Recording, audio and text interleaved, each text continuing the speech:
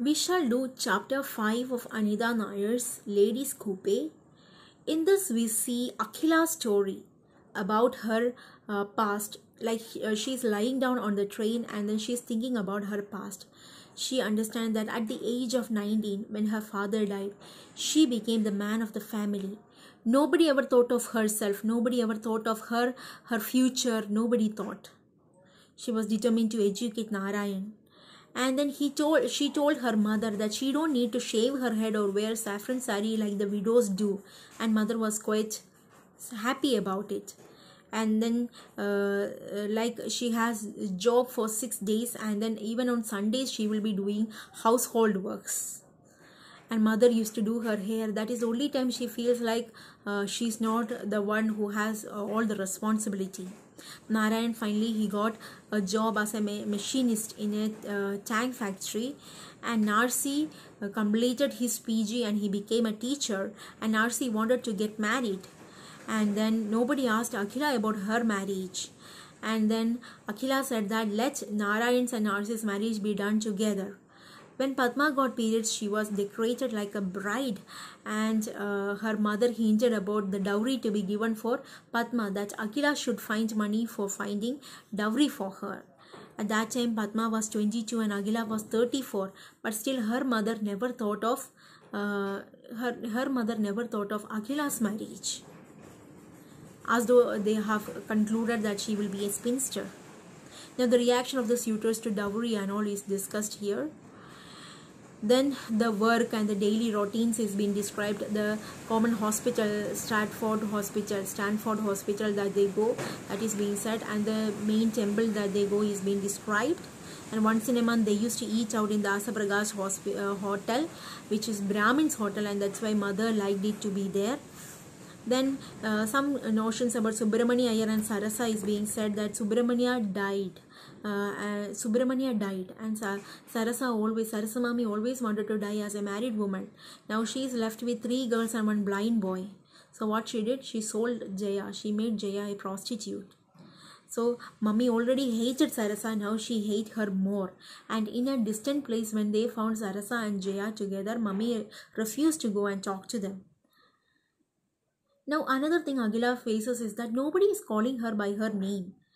Either people will be calling her Akka, sister, etc. Nobody calls her by her name.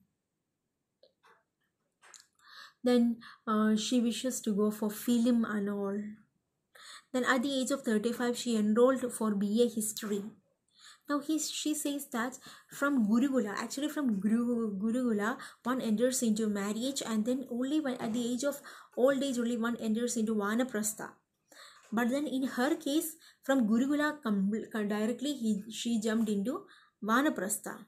Then she tells about her friend, Anglo-Indian friend Catherine Webber, who worked in income tax office with her, who came from Bangalore. She was very modern dressed. And then how their upper division clerk told impression about Catherine, that she's a very modern girl with brown hair and showing her legs and all. You should not be friendly with her and all. But then Catherine's father is a piano teacher, and then Catherine tells about her past. She tells about her family, her past and all. And Akhila became very much close to Catherine. And one day when Catherine was having eggs, being Brahmin, Akhila is not supposed to eat egg, but then when Catherine was having, she asked a piece of it and then she had it. Then finally Akhila got a chance to go to Australia, and she left. When she left, she gave her many gifts. What gifts she gave was high heel, sandals and lipstick. So both of this she's never going to use, but then she keep it for her memory. And then she also gives her four eggs, and then she's afraid whether, but then she's determined. She thought of throwing it in the train, but then she just took it because she liked eggs. And then she's describing even the taste of the egg, boiled egg. And then she goes home. Her mother allows her to eat egg, and she says that she should hide the cover of the shell of the egg. She should hide and throw it. Then she makes a comparison of Sheila and Janaki. Sheila is very young, Janaki is very old, and then she makes a comparison of both of their lives, and then she compares that with her life, and then she has some hope. Like everybody's life is different, and then she has some hope. Maybe something better is going to happen to me ahead. Then Sheila and Akhila, they are asleep, and Akhila in her sleep, she dreams that she's in a train in a compartment with her parents, her family. And then finally when she wakes up, she don't see them, she see only a man. And you know, like dreams are like shows the unfulfilled dreams, so unfulfilled desires actually.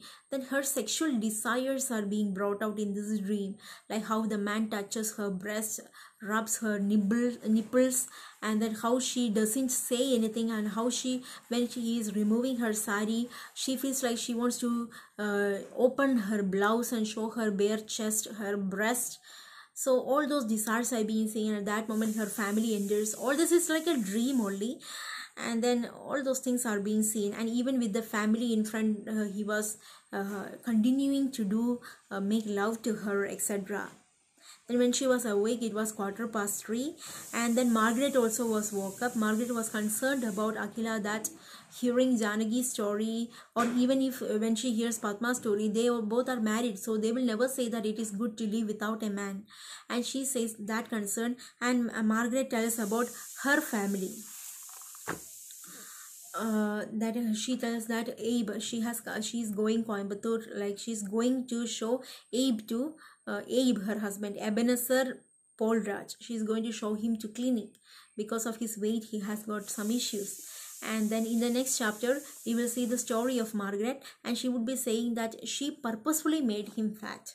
Why? Because if he's perfect, he would be very much proud. And Margaret completely thinks that a woman doesn't need a man. So we will see the story of Margaret in the next chapter. Okay, thank you.